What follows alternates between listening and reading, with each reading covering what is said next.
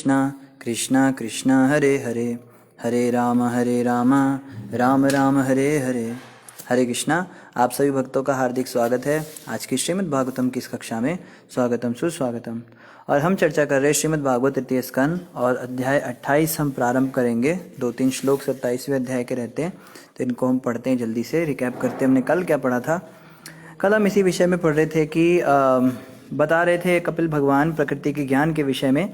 देवहूति माता ने कहा कोई व्यवहारिक बात बताइए, तो बहुत सारी व्यवहारिक बातें कल बताई कि प्रकृति का प्रभाव कैसे हम पर होता है। कार्यकलाप में हम भौतिक कार्यकलापों में व्यस्त रहते हैं, इस कारण हम सच्ची जो आत्मा है और सच्चे भगवान हैं उनके विषय में हम सोच नहीं पाते।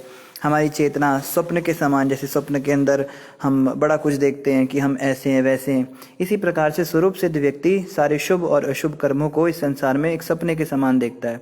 हमने सट्टे का एग्जाम्पल देखा था कि जुआरी या सट्टे लगाने वाले जो होते हैं वो किस तरह मन की धारणा बना लेते हैं कि मैं बहुत पैसे वाला हो गया या मैं बड़ा कंगाल हो गया, पर वास्तविक तो वैसे नहीं होता ना। तो सुखी होना और दुखी होना ये मानसिक स्थिति मात्र है। तो इस श्रृंखला में आज हम पढ़ेंगे श्रीमद् भागवत तृतीय स्कंद अध्याय 27 श्लोक संख्या 28 से हम प्रारंभ करेंगे। तो कपिल भगवान आगे कह रहे हैं, मेरा भक्त मेरी असीम अहेतु की कृपा से वस्तुतः स्वरूप सिद्ध हो जाता है और इस तरह समस्त संशयों से मुक्त होकर वह अपने गंतव्य धाम की ओर अग्रसर होता है, जो मेरी शुद्ध आनंद की आध्यात्मिक शक्ति के अधीन है। जीव का यही चरम सिद्धि गंतव्य स्वसंस्थान है। इस शरीर को त्यागने के बाद योगी भक्त उस दिव्य धाम को जाता है जहाँ से वह फिर कभी नहीं लौटता। तो वही बताया जा रहा है यहाँ पे कि भगवान कृष्ण के धाम में परम गंतव्य को हम प्राप्त करेंगे भक्ति के द्वारा, और ये होगा भगवान की कृपा से। जब तक किसी पे कृष्ण कृपा नहीं होती तब तक वो भगवान के पास नहीं जा सकता। जैसे गुरु महाराज का एक मैं कोट पढ़ रहा था, महाराज कह रहे थे कि भगवान कृष्ण के पास वही जा सकता है जिसको भगवान चाहते हैं कि वो उसके पास आए। जिसको रामचरितमानस में भी कहा गया है, सोई जाने ही जेऊ दियो जनाई। रामचंद्र जी को वही जान सकता है जिसको वो चाहते हैं कि मुझे जान पाए। जब तक भगवान नहीं चाहेंगे तब तक हम लगे रहें। तो भगवान की कृपा भी आवश्यक है और हमारा प्रयास भी आवश्यक, दोनों चीज़ें आवश्यक हैं। आगे कह रहे, जब सिद्ध योगी का ध्यान योग शक्ति की गौण वस्तुओं की ओर जो बहिरंग शक्ति के प्राकट्य हैं आकृष्ट नहीं होता, तब मेरी ओर उसकी प्रगति असीमित होती है और इस तरह उसे मृत्यु कभी भी परास्त नहीं कर सकती। तो वही बात बार बार आ रही है, योग शक्तियाँ आएंगी, भक्ति के प्रभाव से बड़ी सारी चीज़ें आती हैं। जैसे बताया जाता है जो व्यक्ति भागवत को नियमित रूप से सुनता है या उसकी कथा करता है उसका सौंदर्य बड़ा अच्छा हो जाता है और शरीर में एक कांति आ जाती है, बुद्धि तीव्र हो जाती है और प्रसिद्धि हो जाती है। उसको नाना प्रकार की भोग वस्तुएं भी मिलने लगती हैं, कुछ शक्तियां भी उसके अंदर आने लगती हैं। उसके अंदर मनोवैज्ञानिक शक्तियां आने लगती हैं, दूसरों के मन को समझ सकता है, और भी बहुत सारी योग शक्तियां धीरे धीरे भक्ति करते हुए आने लग जाती हैं। कई लोगों को वाक सिद्धि हो जाती है, जो निरंतर हरिनाम का जाप करते और झूठ नहीं बोलते, तो उनकी वाणी में शक्ति आ जाती है कि वो जो बोलते वो बात सत्य हो जाती है। तो ये भक्तों के पास भी आ जाती हैं शक्तियाँ। लेकिन यहाँ कहा जा रहा है ये सब बहिरंग शक्ति के प्राकट्य हैं, ये महामाया का एक प्राकट्य जानो। ये माया के द्वारा फंसाने के लिए हम कोई चीज़ें बनाई जा रही हैं। तो इनके चक्कर में जो व्यक्ति नहीं फंसेगा वही होगा जो भगवान के असीमित आनंद को प्राप्त कर पाएगा, भगवान के उस धाम को प्राप्त कर पाएगा। नहीं तो हम तो इन चीज़ों में उलझे रह जाते हैं, इसी में फंस जाते हैं। जैसे औसतन हम देखते हैं भक्ति करने के बाद किसी की जॉब लग जाती है तो वो कहता है बस हो गई, जिस काम के लिए भक्ति कर रहा था हो गया। कोई भक्ति करता है उसको बहुत पैसे मिल जाते हैं, बहुत अच्छा घराना मिल जाता है, उसके घर में जो समस्याएं चल रही थी ठीक हो जाती हैं, उसकी कोई बहुत बुरी वाली बीमारी ठीक हो जाती है, तो वो भक्ति को उसमें तोल देता है, भक्ति का उसमें मोल कर देता है। तो हमें भक्ति का मोल नहीं करना है। कोई 10 लाख में मोल करता है, कोई 2 करोड़ में मोल करता है, कोई 5 करोड़ में मोल करता है, कोई बीमारी में मोल करता है, तो भक्ति का मोल कर जाते हैं लोग। लेकिन हमें ध्यान रखना है कि ये सब चीज़ें हमें मिल भी जाएं तो भी हमें भक्ति नहीं छोड़नी, आगे आगे बढ़ना है। जब तक कृष्ण प्रेम नहीं मिल जाता तब तक रुकना नहीं है। और इसी के साथ हमारा 27वां अध्याय समाप्त हुआ। अभी हम 28वां अध्याय प्रारंभ करेंगे। 28वें अध्याय का नाम है भक्ति साधना के लिए कपिल के आदेश। तो भगवान कपिल अब स्पेसिफिकली भक्ति साधना की बात बताएंगे। अब तक तो बताई प्रकृति का, हाँ, ज्ञान, प्रकृति क्या है, कैसे कार्य करती है। हमने पढ़ा ना कि प्रकृति हमको ढक देती है, जीवात्मा की चेतना को ढक देती है, हम शरीर हैं, हम शरीर हैं, हम शरीर हैं, बम्बार्डमेंट होता है। अब जो है, अब हमारे काम की चीज़ ज़्यादा आई। इस अध्याय में हम ये जानेंगे हमें क्या करना है। हम तो भक्त हैं ना, हम कोई योगी थोड़ा ना है, कोई नाक मुंह फुलाकर हमको एक टांग पे खड़ा हो जाना या सिर के बल खड़ा थोड़ा ना होना है। हमको भगवान कृष्ण के पास जाना है। तो भगवान श्री कृष्ण की प्राप्ति करने के लिए भक्ति साधना कैसे करनी है, क्या करना है, क्या नहीं करना है, बिल्कुल क्लियर इंस्ट्रक्शंस। ये तो अध्याय सबसे ज़्यादा ज़रूरी है उन भक्तों के लिए जिनके पास गाइडेंस नहीं है। कई भक्त होते हैं ना, इनके पास गाइडेंस होती है, साक्षात गुरु महाराज उनको पल पल में बताते हैं, अब ऐसे करो, अभी ऐसे करो। या कोई उनके जीवन में ऐसे बड़े अनुभवी भक्त होते हैं जो उनको छोटी छोटी बातें बताते हैं। लेकिन जिनके जीवन में ऐसा नहीं है, कि बहुत अनुभवी भक्त हमारे पास नहीं है बताने के लिए, तो भगवान स्वयं उनके लिए इस अध्याय में बातें बताएंगे। तो ये अध्याय बहुत ध्यान से हमें पढ़ना है, श्रवण करना है, क्योंकि इसमें हमारे काम की बातें हैं। बारीकियां बताई जाएंगी, छोटी छोटी बातें, अंदर क्या करना है, बाहर क्या करना है। श्री भगवान उवाच, श्री भगवान ने कहा, हे माता, हे राजपुत्री, अब मैं आपको योग विधि बताऊंगा जिसका उद्देश्य मन को केंद्रित करना है। इस विधि का अभ्यास करने से मनुष्य प्रसन्न रहकर परम सत्य के मार्ग की ओर अग्रसर होता है। मनुष्य को चाहिए कि वह यथाशक्ति अपने कर्तव्यों का पालन करे और उन कर्मों को करने से बचे जो उसे नहीं करने हैं। उसे ईश्वर की कृपा से जो भी प्राप्त हो उसी से संतुष्ट रहना चाहिए और गुरु के चरण कमलों की पूजा करनी चाहिए। 4 बातें यहाँ पर बताई मुख्य रूप से। क्या बताया पहली ही जो इंस्ट्रक्शन है उसमें 4 बातें आ गई। क्या? पहला तो यथाशक्ति अपने कर्तव्यों का पालन करना है। भक्ति का मतलब आलस से नहीं होता। कई लोग भक्ति के नाम पे आलस दिखाते हैं, बोलते हैं जी हम तो भक्त बन गए ना प्रभु जी, हमें ज़्यादा मेहनत नहीं करनी चाहिए संसार में, हम क्यों ज़्यादा पढ़ाई करें, हम क्यों ज़्यादा जॉब करें, हम क्यों घर में बच्चों को सोचे, ये तो सब मोह माया है ना।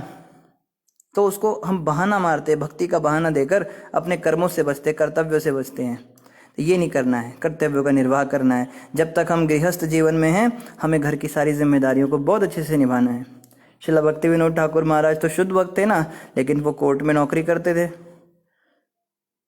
नहीं तो वो कह सकते थे भाई मैं तो शुद्ध भक्त हूँ, मैं तो आत्मा के स्तर पे हूँ, मुझे तो ज़रूरत नहीं है नौकरी करने की, मैं बस माला जपूंगा। तो ऐसा नहीं करना है, कर्तव्य का पालन करना है, साथ में भक्ति भी करनी है। और देखो उन कर्मों से बचना है जो उसे नहीं करने चाहिए। ये बहुत इंपॉर्टेंट है। कर्तव्यों का निर्वाह करते करते कई बार ऐसा होता है हम ऐसी चीज़ें कर जाते हैं जो हमें नहीं करनी है। जैसे कोई दुकानदार है और दुकान के अंदर पैसा बना रहा है, वहाँ पे बहुत सारे ऐसे काम हो जाते हैं जो उसको नहीं करने चाहिए। कोई स्त्री है वो घर संभाल रही है तो वो बाहर जाती है, अपने सहेलियों के साथ घूमने जाती है, शॉपिंग करने जाती है। बहुत सारे ऐसे काम होते हैं जो वो उसको नहीं करने चाहिए पर वो कर जाती है। कोई बच्चा है वो स्कूल में जाता है, कुसंगति है उसकी, स्कूल के अंदर फ्रेंड्स तो ऐसे ही होते हैं, भक्त तो होते नहीं है, उनके साथ वो ऐसी हरकतें कर जाता है जो उसको नहीं करनी चाहिए। ये सबको अपना अपना पता होता है। या कोई युवा है, यौवन अवस्था में है, उसके तो कितने सारे चांसेस होते हैं कि वो ऐसे कर्म कर जाता है जो उसको नहीं करने चाहिए। तो कपिल भगवान कह रहे हैं कि बिल्कुल बाबा जी बन के भी नहीं बैठ जाना है और बिल्कुल भोगीलाल बन के भी नहीं बैठ जाना है।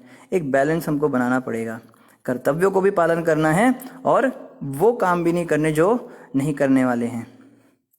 तो ये बहुत मुश्किल काम है। देखो मंदिर के अंदर जो रहता है वो तो बस भक्ति करता है ना, उसका तो कोई कर्तव्य बचा ही नहीं, घर गृहस्थी की कोई चिंता ही नहीं, वो बस भक्ति कर रहा है।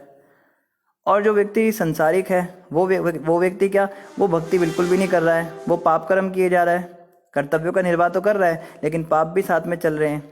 तो हमें दोनों ही के बीच में बैलेंस बनाना है। हमें मंदिर के भक्तों से भी कुछ बातें सीखनी है और मेटेरियलिस्टिक लोगों से भी कुछ बातें सीखनी है। ये लोग कैसे अपना कर्तव्य निभाते हैं और ये लोग कैसे भक्ति करते हैं, फिर उसको मिक्स करके हमें करना है। उसे ईश्वर की कृपा से जो भी प्राप्त हो उसी से संतुष्ट रहना चाहिए। ये बहुत मुश्किल है। 2 रोटी अच्छी खासी कमा कर खा रहे हैं मगर 10 रोटी खाने के लालच है। 20,000 30,000 की नौकरी में काम चल रहा है लेकिन 50,000 चाहिए क्योंकि बगल वाले के पास है, उसके पास गाड़ी है, हमारे पास नहीं है। हमारी रिश्तेदार के लोग जो हैं बड़े बड़े डायमंड के सेट पहन कर आते हैं और आप मुझे सोने के सेट में घुमाते हो हर जगह। हर बार वही ज्वेलरी पहन के जाती हूँ मैं, हर शादी में वही साड़ी पहन के जाती हूँ, सारी स्त्रियाँ मुझे देखती हैं। तो हम जो हैं एक्स्ट्रा एंडीवर करते हैं, तो ये जो है ये भक्तों को नहीं करना चाहिए। और चौथा क्या, गुरु के चरण कमलों की पूजा करनी चाहिए। गुरु को तो साक्षात भगवान ही मानना चाहिए। ऐसा करने से ही ये सारे कार्य सिद्ध हो पाएंगे। आगे क्या कह रहे, मनुष्य को चाहिए कि परंपरागत धार्मिक प्रथाओं का परित्याग कर दे। लो जी ये बहुत मुश्किल है, दोबारा सुनिए। मनुष्य को चाहिए कि परंपरागत धार्मिक प्रथाओं का परित्याग कर दे और उन प्रथाओं में अनुरक्त हो जो मोक्ष का मार्ग प्रशस्त करने वाली हैं। उसे स्वल्प भोजन करना चाहिए और सदैव एकांतवास करना चाहिए, जिससे उसे जीवन की चरम सिद्धि प्राप्त हो सके। तो पहली चीज़ तो यहाँ पे बताई जा रही है परंपरागत धार्मिक प्रथाएं। बहुत सारी प्रथाएं होती हैं, जैसे करवा चौथ का व्रत है, वो पति की लंबी उम्र के लिए स्त्री जो है सुबह से रात तक, मतलब ठीक है धार्मिक प्रथा है जो भी है, लेकिन उसको करने से कृष्ण थोड़ा ना मिलेंगे। या और भी बहुत सारी प्रथाएं होती हैं, जैसे कुल देवी देवताओं की पूजाएं होती है अलग अलग। जैसे अभी दिवाली आ रही है तो दिवाली पे सभी लक्ष्मी जी और गणेश जी की पूजा करेंगे, हमको धन धान्य से संपन्न कीजिए। तो ये सब प्रथाओं का हमें त्याग करना पड़ेगा या करना पड़ सकता है अगर हमें भक्ति चाहिए। हाँ, लक्ष्मी जी की पूजा कर सकते हैं पर नारायण के साथ। हमें लक्ष्मी नारायण के साथ चाहिए। नारायण बिना लक्ष्मी क्या करनी है? नारायण के बिना लक्ष्मी तो उल्लू की सवारी करती है ना। अब देखो लक्ष्मी जी उल्लू के ऊपर बैठ के घूमती हैं, तो उल्लू ही बन जाता है वो आदमी। उसको लगता है लक्ष्मी आ गई, मेरी तिजोरियाँ भर गई। वो तेरा पैसा थोड़ना है, कुछ दिन बाद किसी और को चला जाएगा। पैसे को खाएगा थोड़ा ना, तू तेरे शरीर में थोड़ा ना उसको घुसा लेगा, उसका प्रयोग करके दूसरे को भी चला जाएगा ना, वो तेरे पास थोड़ा ना रहेगा। तो उल्लू बना देती हैं। लेकिन लक्ष्मी जब विष्णु भगवान के साथ होती हैं तो गरुड़ पर सवारी करती हैं। ये बड़ी समझने वाली बात है। तो ऐसी बहुत सारी प्रथाएं हैं जो हमें जो परंपरागत चल रही हैं। जैसे राजस्थान के अंदर एक डिवोटी थे, उनकी पत्नी को हमने कहा आप गले में कंठी माला पहनिए, तुलसी माला पहनिए। तो वो कहने लगी प्रभु जी हम तो पहन लें, लेकिन मेरी सास कहती है कि हमारे समाज में केवल विधवा स्त्रियां ही गले में तुलसी की माला पहनती हैं। तो मतलब अच्छा नहीं मानते, अगर तुलसी माला कोई नवविवाहिता स्त्री पहने तो कहते हैं तो उसका पति मर जाएगा, ऐसी बातें करते हैं। तो बड़ी सारी प्रथाएं चल रही हैं, बड़ी सारी बातें होती हैं, तो इन सब का हमें परित्याग करना है। अब मान लो कोई पहले से किसी और संप्रदाय में उसने किसी और गुरु से दीक्षा ले रखी हो जो कि प्रामाणिक संप्रदाय में नहीं थे, बाहर से ऐसे कई लोग ऐसे ले लेते हैं, गुरुजी करके नामदान ले लेते हैं, तो वो बस खाली फॉर्मेलिटी होती है, क्योंकि गुरु का कोई मार्ग निर्देशन होता नहीं, गुरु प्रामाणिक संप्रदाय से होता नहीं। तो ऐसे गुरु का भी परित्याग करना पड़ सकता है। अब उनकी जो फिलॉसफी है हमारे घरों में जब बचपन से सुन के आए हैं, हमने बहुत कुछ सुना है, बड़ा सारा ज्ञान। भारत में तो ज्ञानियों की कमी नहीं, यहाँ तो ज्ञान देने वाले एक से एक मिलेंगे। और दुनिया भर की वीडियोज़ आती हैं, दुनिया भर की वीडियोज़ व्हाट्सएप पे आएंगी, अलग अलग प्रवचन। कोई शेरवानी पहन के प्रवचन देता है, कोई चांदी के सिंहासन पर बैठ के प्रवचन देता है, बड़े सारे होते हैं। लेकिन जो शास्त्रों के विमुख है, शास्त्रों के अनुसार नहीं है, उसको हमें परित्याग करने का पड़ सकता है। उसके लिए हमें तैयार रहना चाहिए। कोई बात हो सकती है जो भागवत के अंदर ऐसी आ जाए जो हमें समझ में ना आए। अब मान लो कोई व्यक्ति शिव जी की पूजा करता था पहले, और वो शिव जी को ही परम सत्य मानता था, शुरुआत से बचपन से वो बस मानता था भगवान निराकार है, शिव जी हैं और बस इनके अलावा कुछ नहीं। पर भागवतम के अंदर का वैष्णव नाम यथा शंभु, शिव जी जो हैं वो विष्णु जी की आराधना करते हैं। अब वो लड़ाई करेगा कि नहीं मैं नहीं मानता इन बातों को, मैं अपनी जो धारणाएं हैं उन पर मैं अटका रहूँगा, मैं भागवत के अनुसार नहीं चलूँगा, मैं शास्त्रों के अनुसार नहीं चलूँगा। यहाँ तक कि शिवजी ने अपने मुंह से भी कह दिया कि मैं विष्णु का भक्त हूँ तो भी नहीं मानूंगा, मेरे को जो सही लगता है बस मुझे वही सही लगता है। या फिर कोई व्यक्ति काली माता का भक्त होता है, वो कहता है काली माता से सारी सृष्टि आई है, तो वो मानता नहीं इन बातों को। तो बहुत सारी ऐसी प्रथाएं हैं, बहुत सारी ऐसी रीतियाँ हैं, बहुत सारी ऐसी फिलॉसफीज है जो हमें त्यागने के लिए तैयार रहना होता है। और आगे क्या कह रहे हैं, उसे ऐसी प्रथाओं से अनुरक्त होना चाहिए जो मोक्ष का मार्ग प्रशस्त करने वाली हैं, और ऐसी प्रथाओं को हमें पालन करने के लिए तैयार रहना चाहिए जिससे हमें मुक्ति मिलेगी। जैसे निर्जला एकादशी के लिए बताते हैं भक्त कि साल में एक दिन बिल्कुल बिना पानी के रहना चाहिए। तो हमें तैयार रहना चाहिए ऐसे नियमों का। हम तो उसके बारे में सुन के ही हमारा गला सूख जाता है, प्रभु जी पहले तो पानी पिलाओ, अपने नाम किसका ले लिया ये, तो घबराना नहीं होता। ऐसे नियमों का पालन करने के लिए तैयार रहना चाहिए। अभी जैसे कार्तिक महीना आ रहा है तो बड़े सारे नियम इसमें भी होते हैं, ज़मीन पे सोना, ऑफ कोर्स ज़मीन पे मतलब बिल्कुल ज़मीन पे मत सो जाइएगा, कोई बीमार पड़ जाएंगे। ज़मीन पे गद्दा बिछा के सोइएगा। और शैया का त्याग करना पड़ता है, तेल नहीं लगाना होता बालों में, और एक टाइम अन्न खा सकते हैं या बिल्कुल फलाहार पे भी रह सकते हैं, ज़्यादा भजन करना है, ऊर्ज व्रत रखना है, बहुत सारे नियम होते हैं। तो ऑफ कोर्स ये नए भक्तों के लिए नहीं है, कि उन भक्तों के लिए होते हैं जो थोड़े भक्ति में पके हुए हैं, पुराने भक्त हैं। हमारे तो 4 नियम ही हो जाएं बड़ी मुश्किल बात है। जैसे मांस मछली नहीं खाना, शराब नहीं पीना, और वैश्यगमन नहीं करना, और जो भी हमारी पुरानी आदतें हैं। कई लोगों को इंटरनेट की आदत होती है, बहुत ज़्यादा उल्टी सीधी चीज़ें देखने की आदत होती है, पबजी गेम खेलने की आदत होती है, चैटिंग करने की आदत होती है, और उल्टे सीधे दोस्त होते हैं, वो बस इधर उधर की बातें करते हैं। इसको हमें छोड़कर भक्तों के साथ जो है भक्ति की चर्चाओं के लिए तैयार रहना चाहिए। और आगे क्या कह रहे हैं, सदैव उसको स्वल्प भोजन करना चाहिए, बहुत ज़्यादा नहीं खाना चाहिए भक्तों को। भक्तों का खाना सोना सब कुछ एकदम रूटीन में होता है। जैसे आर्मी के लोग होते हैं ना, टाइम पे सोते टाइम पे खाते हैं, जब समय निकल गया और खाने आया तो प्लेट लेके भगा देते हैं उसको वापस, जब हो गया समय। तो एक दिन भूखा रहता है तो अगले दिन टाइम से आता है। ये चीज़ें जो है ज़रूरी हैं भक्तों के जीवन में भी। भक्त भी बिल्कुल मिलिट्री के तरह ट्रेनिंग ले माया से लड़ने के लिए। सोने का टाइम फिक्स होना चाहिए भक्तों का। और सदैव एकांतवास करना चाहिए। तो बहुत ज़्यादा हमें संसार के अंदर रहने की बीमारी है, लोगों से मिलना जुलना। कई लोगों की आदत होती है ना, यहाँ पंजाब में हम रहते हैं, पंजाबी कल्चर तो बड़ा ही अजीब सा है। ये लोग हाईली सोशल होते हैं। एक तो होते सोशल, एक होते हाईली सोशल, मतलब सोसाइटी के बिना रह ही नहीं सकते। पीछे कोरोना वायरस के चलते लॉकडाउन लग गया, तो लॉकडाउन में भी नहीं रह पा रहे थे। एक दूसरे के घर जा रहे हैं, मिल रहे हैं, बातें कर रहे हैं, रह ही नहीं पाते। तो बहुत ज़्यादा लोगों से मिलना जुलना ये सब हमें कम करना पड़ेगा।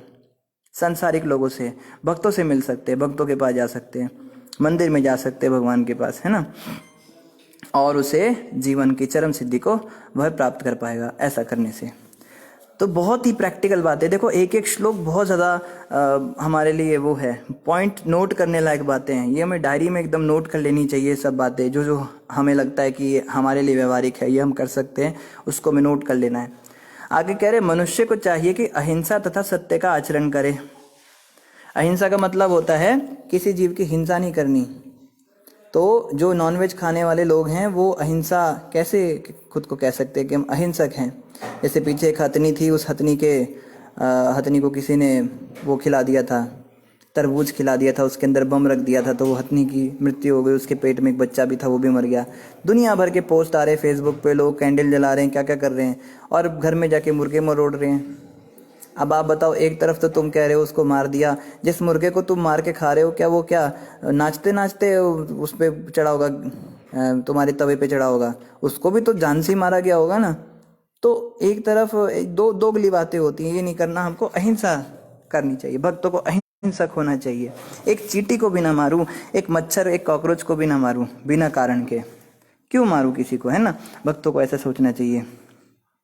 और अहिंसा में केवल यही नहीं होता, अहिंसा में गुरु महाराज कहते हैं अहिंसा का मतलब होता है किसी को बेवजह तंग करना भी अहिंसा है।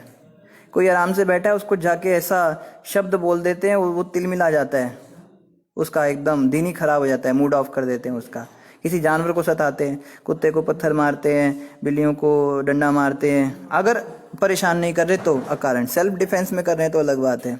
तो ये सब से हमें बचना चाहिए, अहिंसक होना चाहिए। हमें अपनी जीभ से, जैसे एक फ़ोटो हमारे पास आई थी, एक भक्त ने भेजी, उसने मुंह बना रखा है एक आदमी का, और उस पर गोली बना रखी है, बंदूक, और बंदूक की जो ट्रिगर है वो गले में बनी हुई है, और जो जहाँ से बुलेट निकलती है वो मुंह के आगे लगा रखा है, कि बंदूक की तरह गोलियां छोड़ते हैं मुंह से हम लोग। तो ऐसा नहीं हमें करना है, अहिंसक बनना है।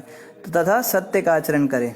सत्य तो केवल सनातन धर्म है, कृष्ण है। कृष्ण भक्ति करे तो सत्य का आचरण स्वतः हो जाएगा। चोरी से बचे, चोरी नहीं करनी चाहिए भक्तों को। तो चोरी में बहुत तरह की चोरियां होती। कोई कहे प्रभु जी हम तो किसी के घर में डाका डालने नहीं जाते। अरे आप किसी के घर में नहीं जाते, कोई बिजली की चोरी कर लेता है, कोई इनकम टैक्स की चोरी कर लेता है। भक्त मतलब फर्स्ट क्लास जेंटलमैन, प्रभुपाद कहते थे। हर चीज़ में एकदम उसका स्पॉटलेस कैरेक्टर होना चाहिए। अब यहाँ पर एक बहुत बड़े प्रीचर थे, उनका बहुत बड़ा सेंटर चलता था, तो अमृतसर में बहुत उनके कॉन्ग्रीगेशन आती थी, लोग हरिनाम कीर्तन से जुड़ रहे थे, दीक्षाएं भी दिला रहे थे अपने गुरु से सबको। अचानक से एक दिन पकड़े गए, जेल में चले गए, और इतने सारे भक्त जो उनसे जुड़े थे सबकी श्रद्धा टूट गई। पता क्या लगा, नकली दवाइयाँ बनाते थे, नकली दवाइयाँ बनाकर उसका बिजनेस करते थे। तो देखो कितनी इंसल्ट की बात होती है, आप भक्त होकर और इस तरह का आचरण कर रहे हो। फिर उनकी बेल वेल कराई, उनको बाहर निकाला, बाहर निकाल के फिर से ये काम करने लगे और दोबारा पकड़े गए, दोबारा जेल में गए 1-2 साल के अंदर। तो अब बताओ क्या, ये भक्तों को ऐसा नहीं होना चाहिए। भक्तों का कैरेक्टर स्पॉटलेस होना चाहिए, क्योंकि लोग उनको तो जानते नहीं, लोग तो उनकी संस्था को जानते हैं ना, नाम संस्था का बदनाम हो जाता है। तो चोरी और इस तरह के जो अनैतिक कार्य होते हैं भक्तों को नहीं करने चाहिए। और कृष्ण भगवान तो गीता में यहाँ तक कहते हैं, जो देवताओं के द्वारा दिए गए फलों को बिना देवताओं को अर्पित किए खाता है वो भी चोर है। जो बिना भोग लगाए कृष्ण का बनाया हुआ अन्न खा रहा है वो चोर है। जैसे मायावादी कहते ना कि उसको भोग क्या लगाऊं जो सबको खिला रहा है। अरे भगवान ने तो सब कुछ बनाया है, तुम भगवान को कैसे खिला सकते हो? तो इसका मतलब मैं चोरी करूं? अब किसी के घर में हम जाएं, ठीक है, मान लीजिए आप किसी के घर में गए, उसने आपको बिठाया, सोफे पे बिठाया, आपने क्या किया, एक बड़ा सुंदर सा उसकी टेबल के ऊपर एक पेन रखा हुआ था, गोल्ड का पेन, आपने तुरंत लिया, जेब में डाल लिया।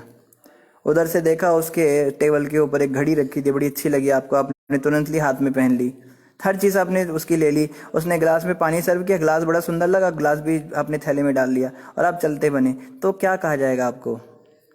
चोर कहा जाएगा ना। बिना किसी की अनुमति लिए उसकी चीजों का प्रयोग करना मतलब चोरी।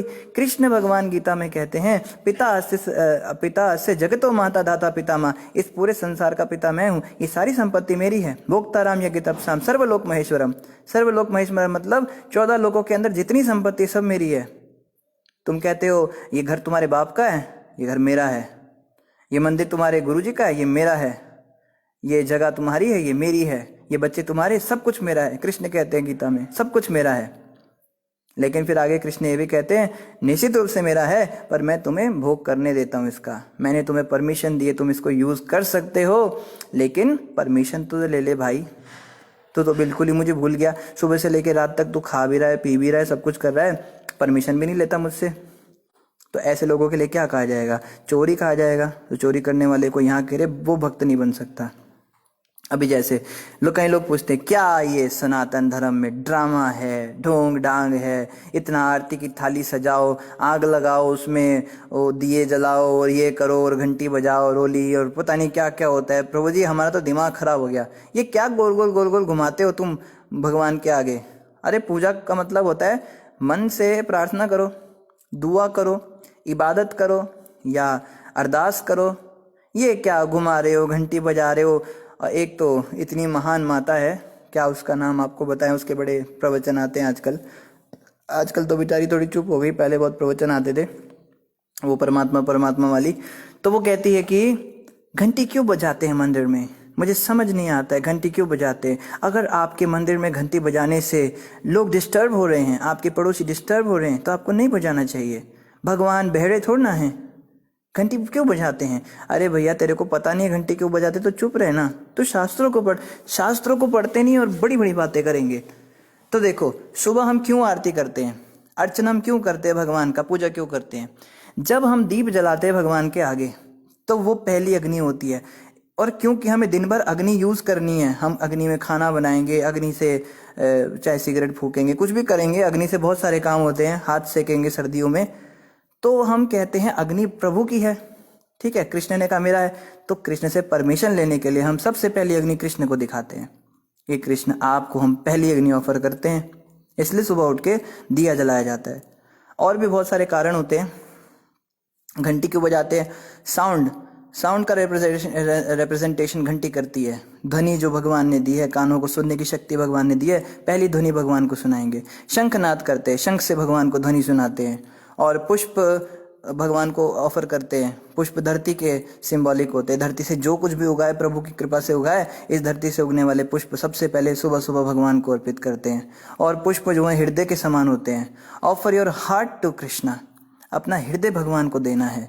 तो पुष्प जो है वो हृदय के प्रतिनिधि होते हैं। जब हम गुलाब का, कनेर का तो नहीं, गुलाब का, चमेली का, मतलब खुशबू वाले जितने भी फूल होते हैं, जब भगवान को अर्पित करते हैं तो अपना हृदय भगवान को समर्पित कर रहे होते हैं। तो इस प्रकार से पहली पहली वस्तु, हर वस्तु, वस्त्र हम भगवान को दिखाते हैं, अगर आपने देखा हो पुजारी कैसे से पूजा करते हैं, जल अर्पित करते हैं, जल का छींटा भी मारते हैं सबको। ये सारी वस्तुएं जो हम दिन भर में यूज़ करने वाले हैं, हमें पहले भगवान को ऑफर करनी चाहिए। सबसे पहले सुबह उठ के भगवान की मंगल आरती करनी चाहिए। और कोई कहे प्रभु जी हम तो मंदिर में जाते हैं, वहाँ तो हमें ये सब नहीं करने को मिलता है, वहाँ तो पुजारी कर रहा होता है। तो पुजारी अगर आरती कर रहा है और आप बाहर खड़े देख रहे हो ना, तो वो आप सबका प्रतिनिधित्व कर रहा है, तो हमारा भी माना जाएगा, हमने भी ये सब ऑफर कर दिया, फिर अलग से घर में जाके करने की आवश्यकता नहीं। कई वक्त प्रश्न करते हैं हमारे घर में भी ठाकुर जी हैं इसलिए हम मंदिर नहीं जाते, फिर डबल डबल करना पड़ता है।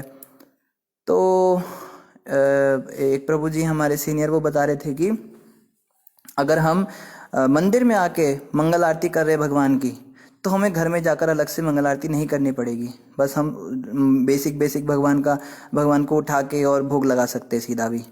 क्योंकि जो घर के भगवान होते हैं ना, घर के जो विग्रह होते हैं हमारे घर में, जो राधा कृष्ण गौर निताई हैं, चाहे लड्डू गोपाल हैं, चाहे जगन्नाथ जी हैं, कोई भी हैं, ये मंदिर के ही भगवान के विस्तार हैं, इनमें उनमें कोई भेद नहीं। तो अगर आपने वहाँ पे उनकी आरती कर दी तो अलग से घर में आके नहीं करनी पड़ेगी। इसलिए मंदिर में जाके, और मंदिर में ज़्यादा फायदा है क्योंकि वहाँ पे संतों का भी संग है। घर में तो केवल भगवान का संग है, मंदिर में संतों का भी संग, भक्तों का भी संग है, उनके संग में रह के अच्छी भक्ति होगी। तो ये करने से हमें चोरी का दोष नहीं लगेगा। और अपने निर्वाह के लिए जितना आवश्यक हो उतना ही संग्रह करें। वही वाली बात, जितना ज़रूरत है बस उतने में ही खुश रहे। वह विषय जीवन से बचे। विषय जीवन का मतलब होता है ये जो गलत और गंदी चीज़ें होती हैं, इनसे बचे, बहुत ज़्यादा विषय नहीं हो। अगर शादीशुदा है तो इसका मतलब ये नहीं कि उसको लाइसेंस मिल गया कि वो विषय जीवन भोग सकता है, मज़ा करेगा, खाएगा, पिएगा, डिस्को करेगा, क्लब करेगा, ये नहीं करना है। और कई लोग कहते हैं प्रभु जी हम डिवोटीज़ के साथ फिल्म देखने चले जाएं क्या? पूछा कौन सी फिल्म देखने जा रहे हो? ये फिल्म तो बॉलीवुड की है, पर डिवोटीज़ के साथ जा रहे हैं तो डिवोटी एसोसिएशन होगा हमारा वहाँ पे, सत्संग में बैठ के हम असत्संग करेंगे। वाह भैया, ये क्या नई नई बातें। ऐसा कुछ नहीं होता। कहने का मतलब विषय जीवन से बचना है। जो भी चीज़ हमें कृष्ण से दूर ले जाए उसको विषय कहते हैं। अब वो कोई भी हो सकता है, वो हमारी दादी के पास बैठ के हम चुगलियाँ सुने वो भी हो सकता है, वो हम टीवी खोल के उसमें न्यूज़ देखे वो भी हो सकता है, प्रपंच हो सकता है, अखबार पढ़ना हो सकता है, उसमें बड़ा कुछ हो सकता है। तो कृष्ण से दूर ले जाने वाली प्रत्येक कार्यकलाप क्रिया जो है उसको विषय ही माना जाएगा। आगे कह रहे तपस्या करे। तपस्या मतलब किसी पहाड़ पे बैठना है क्या? नहीं, तपस्या मतलब कम से कम 4 नियमों का पालन करे। मांस मछली अंडा प्याज लहसुन ना खाए, शराब बीड़ी सिगरेट गुटखा खैनी तम्बाकू ना खाए, अवैध स्त्री पुरुष संग से बचे, जुआ सट्टा ना खेले, सच बोले, शास्त्रों में माने, ये तपस्या है। और प्रभुपाद जी कहते हैं कलयुग की सबसे बड़ी तपस्या क्या है? सुबह 4 बजे उठ के मंगल आरती करना। वो भी अभी सर्दी का महीना आ रहा है तो और भी मुश्किल होगा। कम से कम जो भक्त नहीं उठते मंगल आरती, कार्तिक के महीने में अवश्य नियम बनाएं। एक महीना तो अभक्त लोग भी उठते हैं। हमारे गली में जितनी औरतें रहती थी सब सुबह सुबह उठ जाती थी। कार्तिक नहा रही है, उनको कहते कार्तिक नहाना, कार्तिक स्नान करती थी। सुबह उठ के तारों की छाँव में नहाना होता है, मतलब जो जिसको अमृत वेला कहते हैं, ब्रह्म मुहूर्त 4 बजे से पहले नहा धो के, नहीं सॉरी 4:30 बजे से पहले नहा धो के तैयार हो जाना। 4 बजे उठ के अपना नहाना धोना, 4:30 बजे तक एकदम रेडी हो जाना चाहिए। और भगवान राधा दामोदर के आगे दिया अर्पण करना होता है, और तुलसी माता के आगे दिया अर्पण करना होता है, दामोदर अष्टकम का पाठ करना होता है। कम से कम कार्तिक में तो उठे ना, इतनी तो तपस्या कर ही सकते हैं। अगर कोई किसी से ये भी नहीं होती तो फिर वो क्या सपने देख रहा है भगवान के पास जाने के। आगे कह रहे स्वच्छ रहे। स्वच्छ रहे मतलब स्वच्छ भारत अभियान आप सबको पता ही है। अपनी सराउंडिंग्स क्लीन रखें। भक्तों का घर ना अलग ही दिखना चाहिए। हमने देखा हम भक्तों के घर में जाते तो कोई खास अंतर नहीं पड़ता, वैसे ही उनके बच्चे कच्छे में घूम रहे हैं, उनकी पत्नी ने वो नाइट गाउन पहना हुआ है और बाल उसके ऐसे चुड़ैलों जैसे वो रखे हैं, वो मतलब उनके घर में भगवान राधा कृष्ण की कोई पेंटिंग भी नहीं, बिल्कुल जैसे किसी कर्मी के घर आ गए आप। और ऐसी गंदी वाइब्रेशन। देखो तो बस मंदिर बड़ा सुंदर बना रखा है, मंदिर की फोटो खींचनी होती है ना, फेसबुक पे डालनी होती है, मंदिर बड़ा सुंदर बना रखा है, बाकी पूरा घर ऐसा ही होता है। भक्तों का घर भक्तों के घर जैसा लगना चाहिए ना। अब एक भक्ते के घर में गुजरे, उसके घर के आगे भी वो राक्षस का चेहरा टंगा हुआ है। अब उसको देख के पहले घबराई गई, भैया आपने भी ये लगा रखा है? तो चलो ठीक है। अंदर गए तो बिल्कुल कोई मतलब ही नहीं। भक्तों का घर एकदम नीट एंड क्लीन, कमरे एकदम बढ़िया, बिस्तर एकदम सेट होने चाहिए, और सराउंडिंग एकदम साफ सुंदर वातावरण होना चाहिए। और जिस घर में कीर्तन होता है, भगवान का भजन होता है, संकीर्तन होता है, उसकी वाइब्रेशन बड़ी अच्छी होती है। तो ऐसा वातावरण घर में बनाना है। अगर हमारे घर वाले भक्त नहीं हैं तो भी हमें कोशिश करनी है जहाँ तक हो सके उनको भी हमें अपने हिसाब से ढालना है। और स्वच्छता एक तो कोई बाहरी और एक होती है आंतरिक स्वच्छता। मन से विचारों से शुद्ध रहना है। हमेशा कामी विषयी जीवन के बारे में सोचना, गंदी बातें सोचना, किसी की निंदा चुगली करना, ये सब करना, ये सब जो है ये अच्छी बात नहीं है। भक्तों को हरि नाम का जाप करना चाहिए। हरे कृष्ण कृष्ण कृष्ण हरे हरे, हरे राम राम राम हरे हरे। इस महामंत्र का जाप करने से हमारा हृदय स्वच्छ होगा। और बाहरी स्वच्छता, भक्तों को कम से कम दिन में 2 बार तो नहाना चाहिए ना। जैसे शास्त्रों में लिखा है, ब्रह्मचारी को 1 बार नहाना अनिवार्य है, सन्यासी को 2 बार नहाना अनिवार्य है, कम से कम सुबह शाम। और गृहस्थ के बारे में लिखा है, जितनी बार नहाए उतना कम है। तो हाँ, क्योंकि गृहस्थ का ऐसा ही होता है ना, कभी बच्चे ने पॉटी कर दी, कभी कुत्ते ने उल्टी कर दी, कभी मेड आ रही है, वो पता नहीं वो नहाती भी नहीं है, ऐसी घूम रही है, सब सामान छू रही है, घर सारा अशुद्ध होता है वो, तो वो दिन भर ही नहाता रहे तो भी कम है उसके लिए।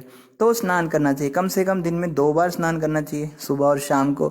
तमोगुण छा जाता है ना दिन के समय पे, रजोगुण और तमोगुण हमें छा जाता है, तो शाम को एक बार स्नान करने से अच्छी चेतना बन जाती है। तो शाम को संध्या वंदन करते हैं, मंत्र जपते हैं, महामंत्र का जाप करते हैं, आरती पूजा करते हैं, तो नहा धो के करें। और अगर संभव हो तो 3 बार नहाए, सुबह भी नहाए, दोपहर भी नहाए, शाम को भी नहाए, उतना अच्छा। तो स्वच्छ रहें। फिर वेदों का अध्ययन करें और भगवान के परम स्वरूप की पूजा करें। वेदों का अध्ययन मतलब शास्त्रों को पढ़ें, कम से कम। जैसे अभी हम भागवत पढ़ रहे हैं, तो भागवत का श्रवण करना भी पढ़ने के समान ही माना जाएगा। तो ये ज़रूरी है, ये बहुत ज़रूरी है, ये रोज़ होना चाहिए। ऐसा नहीं 1 दिन हो गया और 7 दिन तक माता दिख ही नहीं रही है, उसको पूछो माता कहाँ चली गई तुम? प्रभु जी ये हो गया, वो हो गया, मेरी शादी हो गई, मेरे बच्चा हो गया, मेरा एग्ज़ाम हो रहा है। तो ये सब बहाने नहीं चलेंगे। भागवत के लिए तो समय निकालना ही निकालना है।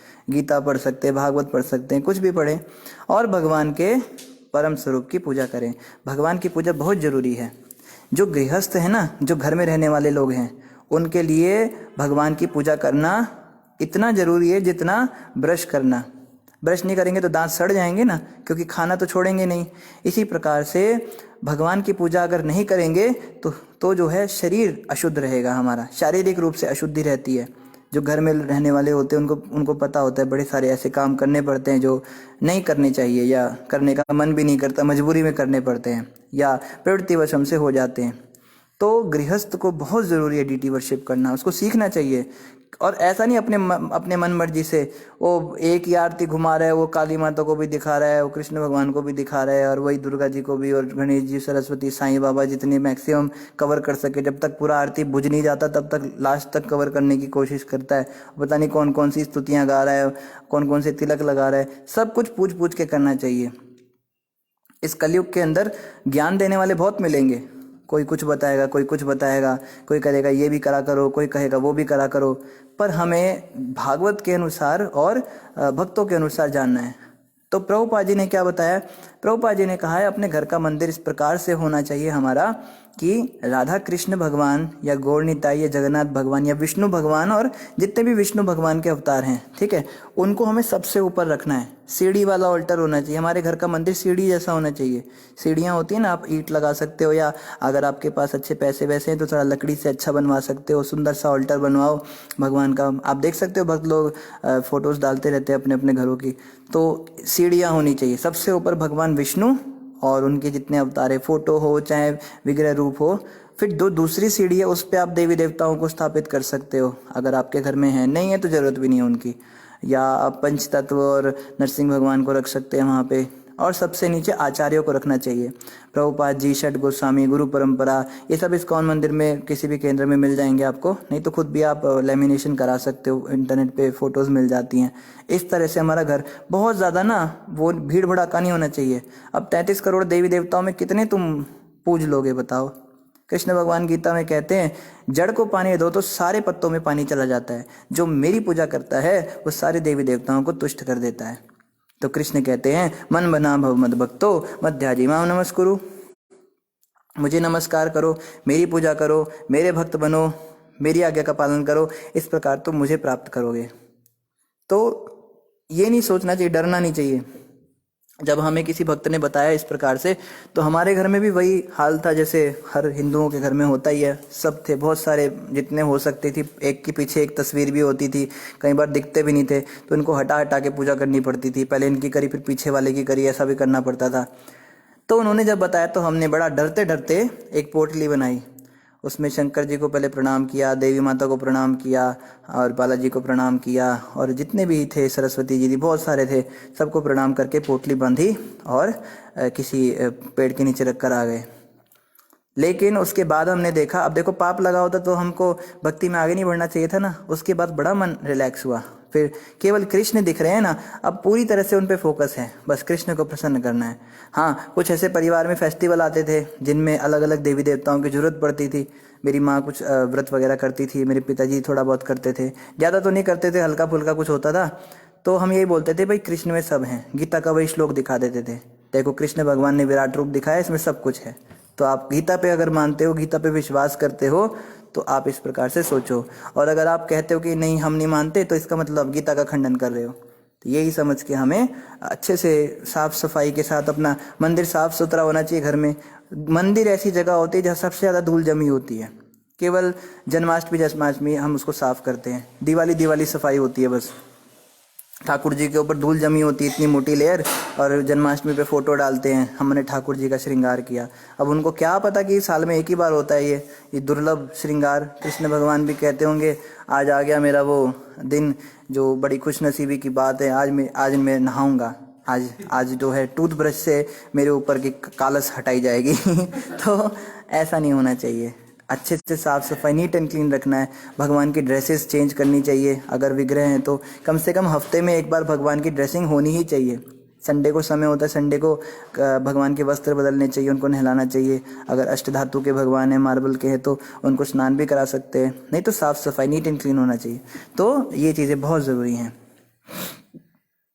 आगे क्या कह रहे हैं, मनुष्य को इन विधियों अथवा अन्य किसी सही विधि से अपने दूषित तथा चंचल मन को वश में करना चाहिए, जिसे भौतिक भोग के द्वारा सदैव आकृष्ट किया जाता रहता है, और इस तरह अपने आप को भगवान के चिंतन में स्थिर करना चाहिए।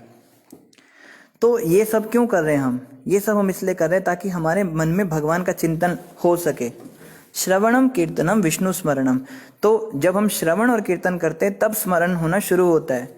तो जब हम घर में ठाकुर जी को भोग लगा रहे हैं, ठाकुर जी की सेवा पूजा कर रहे हैं, फिर शाम को भागवत में ठाकुर जी की चर्चा सुन रहे हैं, नाम जप में ठाकुर जी का नाम सुन रहे हैं, तो दिन में जो है इतना सारा समय हम भगवान के साथ जब बिताएंगे तो ऑटोमेटिकली भगवान का चिंतन भी होना शुरू हो जाएगा। मन में भगवान के विचार आने लगेंगे, रात को सपने अच्छे दिखने लगेंगे, भगवान के सपने दिखने लगेंगे। लेकिन जब तक हम विषयी लोगों का संग करेंगे, उल्टी सीधे काम करेंगे, तो कहाँ हमें भगवान का चिंतन होगा, फिर हमें माया का ही चिंतन होगा, है ना। तो ये सब जो विधियां हैं, ये क्या करनी है, दूषित और चंचल मन को वश में करने के लिए इन सबको करना है। शरीर के भीतर के 6 चक्रों में से किसी एक में प्राण तथा मन को स्थिर करना और इस प्रकार से अपने मन को भगवान की दिव्य लीलाओं में केंद्रित करना समाधि या मन का समाधान कहलाता है। तो समाधि का अर्थ यहाँ बता रहे, भगवान की दिव्य लीलाओं का अगर कोई चिंतन कर रहा है, उसमें केंद्रित कर रहा है अपने मन को, तो वो भी समाधि है। तो कृष्ण कथा सुन सकते हैं, भगवान कृष्ण की नाना प्रकार की लीलाएं, प्रभुपाद जी ने एक पुस्तक लिखी है, लीला पुरुषोत्तम भगवान श्री कृष्ण, मोटी सी किताब आती है, तो उसमें भगवान की लीलाएं, भागवत में भी भगवान की लीलाएं ही हैं, और क्या है। इनको जब हम सुनते हैं, इनका चिंतन करते हैं, तो मन जो है केंद्रित होता है भगवान पर। इन विधियों से या अन्य किसी विधि से मनुष्य को अपने दूषित तथा भौतिक भोग के द्वारा सदैव आकृष्ट होने वाले चंचल मन को वश में करना चाहिए और इस तरह अपने आप को भगवान के चिंतन में स्थिर करना चाहिए। देखो बार बार ये बात आ रही है, हर 1-2 श्लोक के बाद में कपिल भगवान मन के ऊपर फोकस कर रहे हैं, मन को भगवान में लगाना है। मन ही तो मैला है ना, मन में ही तो सारा पाप होता है। एक माता ने एक बड़ा अच्छा कोटेशन भेजा था, उसमें लिखा था, जब तक बुद्धि में कैसे था वो, हाँ, जब तक बुद्धि में दोष और मन में पाप है तब तक बेकार हर मंत्र का जाप है। जब तक कोई व्यक्ति दूषित बुद्धि बनाए रखे हुए, दूषित मन बनाए रखे है, वो कितना भी महामंत्र जप ले, उसको कोई फर्क नहीं पड़ेगा, कोई फल नहीं मिलेगा। बहु जन्म करे यदि श्रवण कीर्तन, तब न पाए कृष्ण पदे प्रेम धन। अगर कोई व्यक्ति जन्म जन्मांतर तक श्री कृष्ण भजन करता है और साथ में अपराध करता है, नाम अपराध करता है, तो उसे जन्म जन्मांतर तक भी श्री कृष्ण प्रेम रूपी धन की प्राप्ति नहीं हो सकती। तो जो व्यक्ति सोचता है कि प्रभु जी हम तो बड़ा माला करते हैं, हम तो इतना महामंत्र का जाप करते हैं, मगर दूषित बुद्धि भी बनाए रखी है, किसी के प्रति बड़ा गंदा भाव है, ऐसा करता है वो वैसा करता है, या उसको खा लूं, उसको बर्बाद कर दूं, उसकी पत्नी की मैं बाल खींच लूं। कई औरत सोचती हैं उसके बस में बाल खींच लूं, इतना गुस्सा आ रहा है मुझे, उसने मेरे को ऐसा बोल दिया, वो सारी माताओं के सामने हंस रही थी मेरे ऊपर, उसको लगता है बड़ी वो आई, ये करने आई, वो करने आई। भक्तों के समाज में इस तरह के नहीं होना चाहिए। ऐसी जो दूषित बुद्धि बनाए हुए, दोषपूर्ण बुद्धि बनाए हुए हैं, वो लोग कितने भी महामंत्र का जाप करते रहे, महामंत्र भी उनको नहीं तार सकता। सोचिए, कली संतरण उपनिषद में ब्रह्मा जी ने कहा ये जो महामंत्र है ये पापी से पापी व्यक्ति को तार सकता है, इसमें शक्ति है, लेकिन ऐसे लोगों को तो महामंत्र भी नहीं तार सकता जो दूषित बुद्धि बनाए हुए, जो अपराध करते हैं। अपराध बहुत तरह के होते हैं, जैसे नाम अपराध होते हैं, धाम अपराध होते हैं, और सेवा अपराध होते हैं। भगवान की सेवा करने में बहुत सारे अपराध लगते हैं, तो इन सब से हमें बचना है। देखो, जब तक हम अपराध करेंगे ना, हमको जानकारी तो होती नहीं अपराधों की, इसलिए हम भक्ति में आगे नहीं बढ़ पाते। तो देखो, ऐसे तो बहुत सारे नियम हैं शास्त्रों में, और हमारा ये कर्तव्य है कि हम आपको सारे नियम बताएं। अब आप लोग घबरा मत जाइएगा, इतने सारे नियम प्रभु जी कैसे करेंगे, वैसे करेंगे, तो इन नियमों को सुनना है।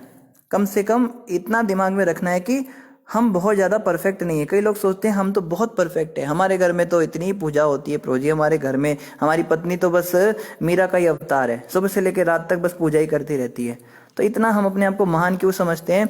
क्योंकि हम जो हैं, हम ऐसे वातावरण में रहते हैं जहाँ चारों तरफ लोग अंधे हैं और हम काणे हैं, अंधों में काणा सरदार बन जाते हैं। ऐसा नहीं करना है। हमें जो है नियमों का पता होगा तब हम कहेंगे ना, ऊँट आया पहाड़ के नीचे।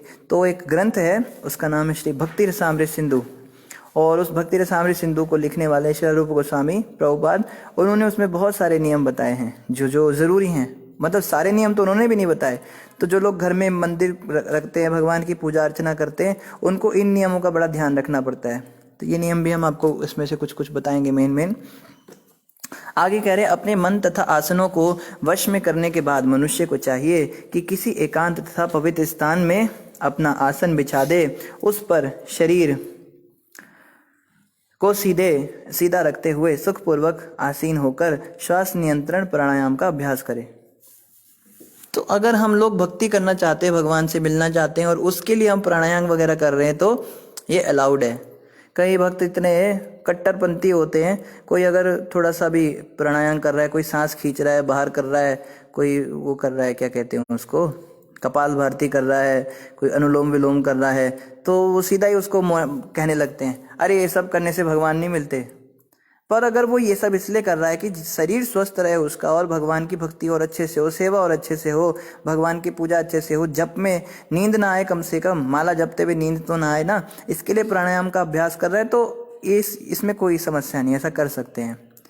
भक्ति के अनुकूल जो भी कार्य हैं उसको करना ही भक्ति है, और भजन के अनुकूल प्रतिकूल जो भी कार्य है उसको करना पाप है।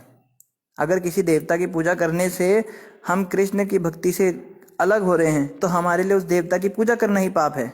यहाँ पे अलग नियम चलते हैं। और अगर किसी गलत कार्य को, सो कॉल्ड गलत कार्य को करने से भगवान की भक्ति में हमारा मन लगता है, कोई झूठ बोलने से या रिश्वतखोरी करने से अगर हमें भगवान की भक्ति मिल रही है, तो वही करना हमारे लिए पुण्य है। जैसे सनातन गोस्वामी को जब आना था भगवान चैतन्य महाप्रभु के पास, तो उन्होंने रिश्वत दी थी जेलर को, उन्हें जेल में बंद कर दिया था मुसलमानों ने। तो उन्होंने कहा तेरे को इतने पैसे दूंगा, मुझे जेल से जाने दे, तो तब उनको जाने दिया। तो ऐसा करना जो है यही भक्ति है, ठीक है। तो वर्जनीय अपराध मोटे तौर पर हम कुछ पढ़कर आपको सुनाते हैं।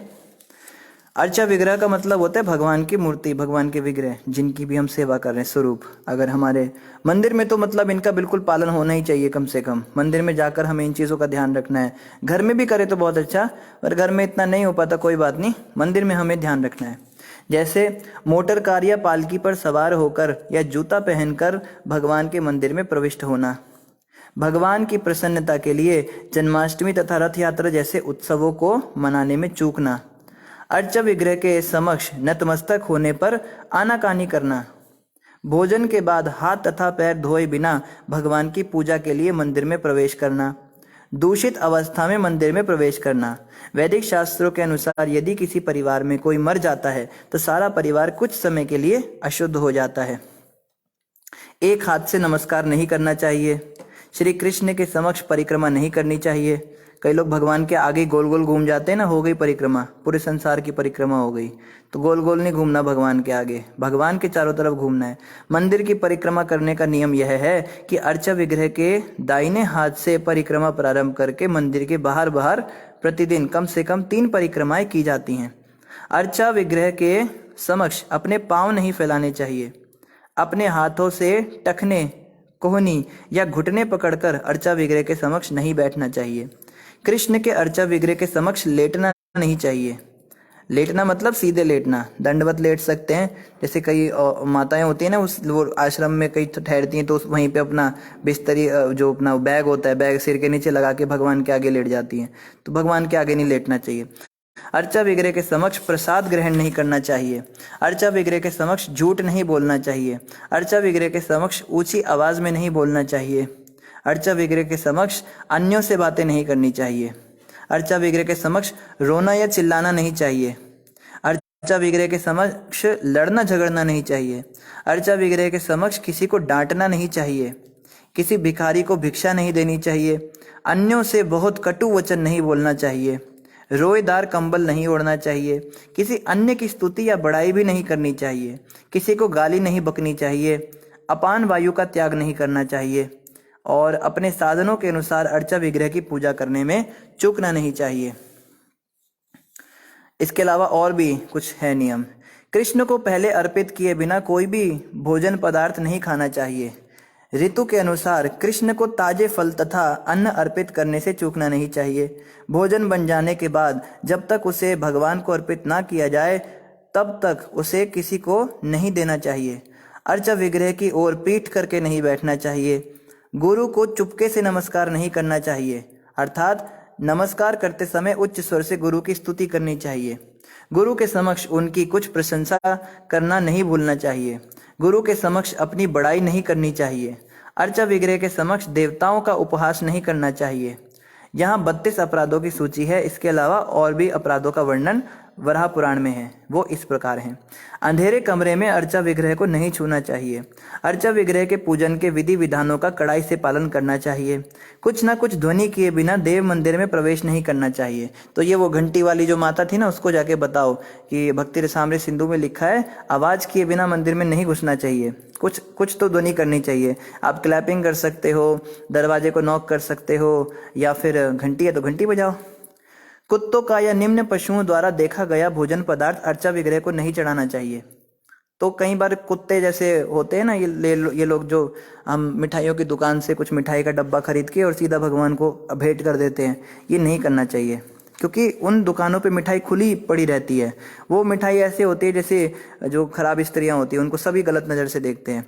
तो कुत्ते बिल्ली सब उन मिठाइयों को देख के मुंह से पानी निकालते हैं और वही हम भगवान को अर्पित कर देते हैं। हम तो दिल्ली में रहते थे, एक बार क्या देखा हमने, कढ़ाई में दूध रखा हुआ था, बड़ी सी कढ़ाई थी उसके डेयरी के बाहर, और उसकी मिठाइयाँ में बड़े शौक से खाता था। और वहाँ जाके कुत्ता उसमें से जीभ लगा लगा के मस्त एकदम दूध पी रहा है। और उसने आया हलवाई, उसने कुत्ते को पहले भगाया वहाँ से और कढ़ाई अंदर रखवा ली चुपचाप इधर उधर देख कर। तो बस वो आखिरी दिन था हमारा जब दुकानों से मिठाई खाई थी हमने। उसके बाद हमने खाना ही छोड़ दिया, कम से कम उसकी दुकान से तो छोड़ दिया। तो हमें ऐसे घर से ही बनाकर कुछ भगवान को ले जाना चाहिए। भगवान के पास कुछ भी मिठाई वगैरह, अगर कुछ भी भोग लगाना है भगवान को, कोशिश करनी चाहिए बाहर का हम कुछ भी भोग ना लगाएं, घर में ही बनाकर हर चीज़ का भोग लगे। पूजा करते समय मौन भंग नहीं करना चाहिए। पूजा करते समय चुप रहना चाहिए। पूजा में व्यस्त रहते समय पेशाब या टट्टी करने नहीं जाना चाहिए। कुछ फूल चढ़ाए बिना धूप दान नहीं करना चाहिए। सुगंध रहित व्यर्थ के फूलों को अर्पित नहीं करना चाहिए। प्रतिदिन दांतों को सावधानी से साफ करना नहीं भूलना चाहिए। मैथुन के बाद सीधे मंदिर में प्रवेश नहीं करना चाहिए। स्त्री को रजो दर्शन काल में स्पर्श नहीं करना चाहिए। अगर किसी स्त्री का महीना चल रहा है तो उसको स्पर्श नहीं करना चाहिए। मतलब उस स्त्री को स्पर्श नहीं करना चाहिए। शव को छूकर मंदिर में प्रवेश नहीं करना चाहिए। लाल नीले या बिना धुले वस्त्र पहनकर मंदिर में प्रवेश नहीं करना चाहिए। मंदिर के अंदर भड़कीला लाल कपड़ा या भड़कीला नीला कपड़ा पहनकर नहीं जाना चाहिए। शव देखने यानी किसी मृत व्यक्ति को देखने के बाद मंदिर में नहीं घुसना चाहिए। मंदिर के भीतर अपान वायु का त्याग नहीं करना चाहिए। मंदिर के भीतर क्रुद्ध नहीं होना चाहिए। शमशान जाने के बाद मंदिर में प्रवेश नहीं करना चाहिए।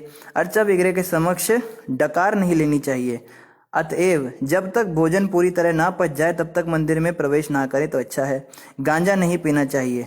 अफीम या अन्य नशीली वस्तुओं को ग्रहण नहीं करना चाहिए। यहाँ पर चाय भी आ जाती है क्योंकि उसमें भी नशा होता है। शरीर में तेल लगाने के बाद अर्चा विग्रह के कक्ष में प्रवेश नहीं करना चाहिए अथवा अर्चा विग्रह के शरीर का स्पर्श नहीं करना चाहिए।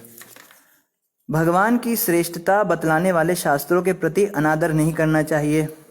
किसी विरोधी शास्त्र का सूत्रपात नहीं करना चाहिए। अर्चा विग्रह के समक्ष पान नहीं चबाना चाहिए।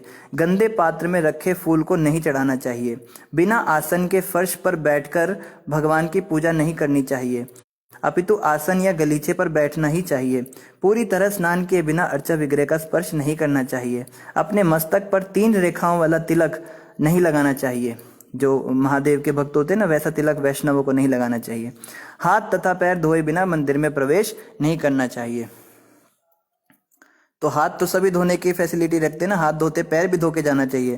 जैसे गुरुद्वारों में हमने बड़ी अच्छी चीज देखी, पैर धोने के लिए रखते हैं, वो गुरुद्वारे में घुसने से पहले पैर धोने का सिस्टम होता है।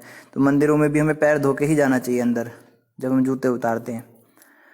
और इसके अलावा 10 नाम अपराध होते हैं जो बहुत ज़रूरी हैं। ये तो थे भगवान से रिलेटेड। अब जो 10 नाम अपराध हैं ये तो बहुत ज़रूरी हैं, ये केवल 10 हैं, ठीक है।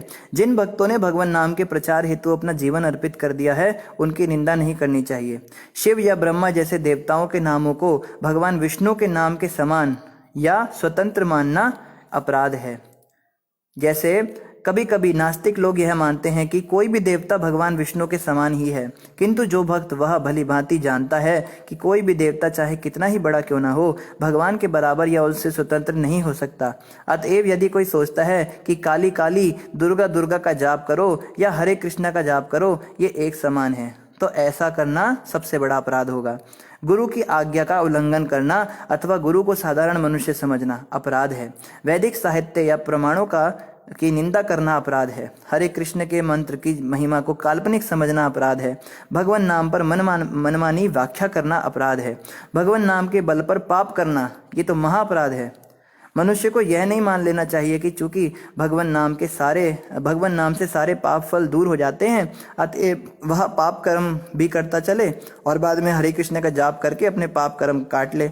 ऐसी घातक प्रवृत्ति अत्यंत अपराधपूर्ण है और ऐसा करने से तो शर्त या नरक मिलेगा। हरे कृष्ण के कीर्तन को वेदों में वर्णित शुभ अनुष्ठानों में से एक कर्मकांड ही मान लेना यह अपराध है। श्रद्धा रहित व्यक्तियों को पवित्र नाम की महिमा का उपदेश देना यह भी अपराध है।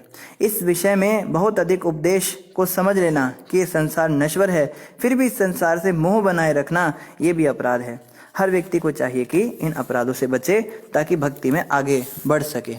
तो ये कुछ अपराधों की सूची हमने आपको बताई, ये बहुत इंपॉर्टेंट है जानना, कम से कम जान लेना चाहिए। बाकी इसका पालन हो तो बहुत अच्छा, नहीं भी हो तो कोशिश करें।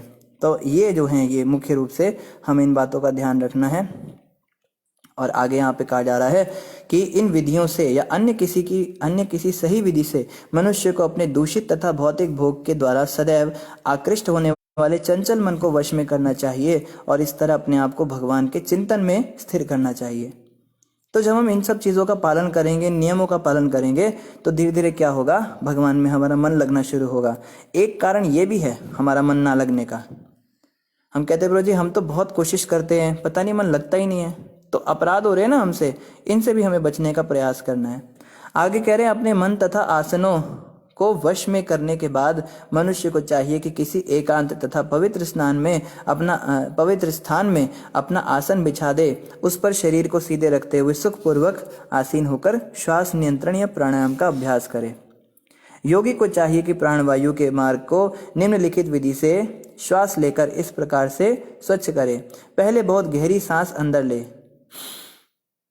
फिर उस श्वास को धारण किए रहे और अंत में श्वास को बाहर निकाले। या फिर इस विधि को उलटकर योगी पहले श्वास को निकाले, फिर श्वास रोक रहे और अंत में श्वास को भीतर ले जाए। ऐसा इसलिए किया जाता है जिससे मन स्थिर होकर बाहरी अवरोधों से मुक्त हो सके। तो ऐसा करने से हमारा मन थोड़ा सा स्थिर होगा। तो थोड़ा बहुत मेडिटेशन कर सकते हैं, भागवत में ऐसा अलाउ किया जा रहा है।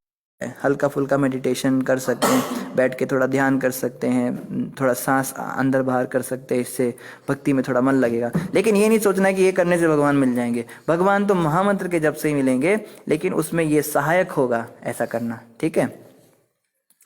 जैसे एनसीईआरटी होती है ना, एनसीईआरटी किताब के साथ उसको एक समझने के लिए गाइड आती है, उसको रिफ्रेशर भी कहते हैं। तो गाइड जो होती है वो बस इसलिए होती है कि एनसीईआरटी अच्छे से समझ में आए। गाइड को अगर कोई पूरा पढ़ लेगा तो हो सकता है पेपर में फेल भी हो जाए, पक्की बात नहीं है, लेकिन पेपर में एनसीईआरटी से ही पास हो जा सकता है, पर उसको समझने के लिए गाइड दी जाती है।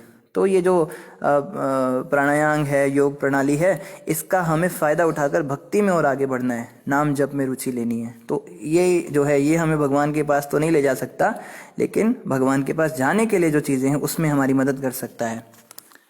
और यहाँ पे कहा जा रहा है जो योगी ऐसे प्राणायाम का अभ्यास करते हैं वे तुरंत समस्त मानसिक उद्वेगों से उसी तरह मुक्त हो जाते हैं जिस प्रकार हवा की फुहार से अग्नि में रखा सोना सारी अशुद्धियों से रहित हो जाता है। तो भक्तों को चाहिए थोड़ा बहुत प्राणायाम करना भी चाहिए, और इससे ऐसा करने से ना मन थोड़ा हल्का होता है। देखो थोड़ा मन हल्का होगा, थोड़ा शांति होगी मन में, तभी तो भजन में मन लगेगा ना। तो अशांत मन से हम कैसे भजन करेंगे? ये सब चीज़ें सहायक हैं, ठीक है। हमने देखा है शुद्ध भक्त भी इसको करते हैं, वो भी प्राणायाम करते देखे पाए जाते हैं, तो इसमें कोई दोष नहीं है। प्राणायाम विधि के अभ्यास से मनुष्य अपने शारीरिक दोषों को समूल नष्ट कर सकता है और अपने मन को एकाग्र करने से वह सारे पाप कर्मों से मुक्त हो सकता है। इंद्रियों को वश में करने से मनुष्य भौतिक संसर्ग में से अपने को मुक्त कर सकता है और भगवान का ध्यान करने से वह भौतिक आसक्ति के तीनों गुणों से मुक्त हो सकता है। तो सीधा सीधा तो कोई रिलेशन नहीं है प्राणायाम का भक्ति के साथ में, लेकिन कुछ 2-3 बातें बताई, ऐसा करने से वैसा होगा, वैसा करने से वैसा होगा, करते करते भक्ति हो जाएगी।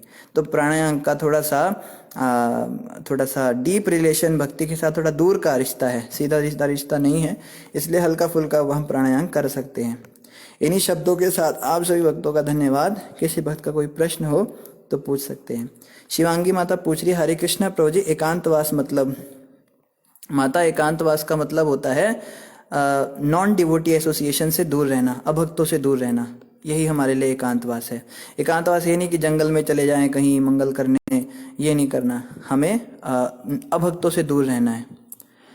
और माता कह रही, प्रभु जी सत्य का आचरण मतलब हमेशा सत्य बोलना, और अगर मेटेरियलिस्टिक लोगों से चोरी करके कृष्ण की सेवा में लगाई तो वो भी गलत है। मैंने ऐसा किया नहीं, बस पूछ रही हूँ। नहीं माता, ऐसा कर सकते हैं। जो लोग ठग होते हैं, चोरी करते हैं, गलत काम करते हैं, ऐसे लोगों का पैसा हम भगवान की सेवा में लगाएं तो उससे उनकी भी शुद्धि होगी। पर प्रयास करें चोरी ना करें उनसे, उनको वैसे छल करके भी भक्त लोग ले लेते हैं कई बार। जैसे कई भक्त कहते हैं, प्रभु जी जिस इंडस्ट्री में हमें यहाँ पे सारे चोरी बैठते हैं, वो लोग लोगों से चोरी करके, जैसे बैंक में लोग होते हैं ना, लुटेरे भी होते हैं, तो वो लोग जो हैं उससे भोग करते हैं। हम इस पैसे को कृष्ण की सेवा में लगा रहे हैं। तो कोशिश करनी चाहिए कि अगर हम इतने पक्के हैं तभी ये काम करें, क्योंकि ये बहुत रिस्की काम है।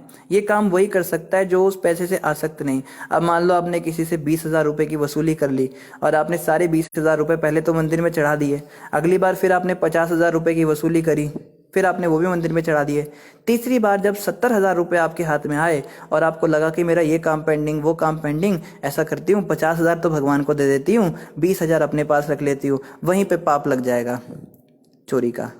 तो ये बहुत रिस्की चीज़ है, ये कर सकते हैं मगर कोई महान भक्त ऐसा कर सकते हैं, या किसी की गाइडेंस में ही करना ठीक रहेगा। तो ऐसा जो है हम करें। हिमानी माता कह रही है, यू आर वेरी ब्लेस्ड प्रभु जी।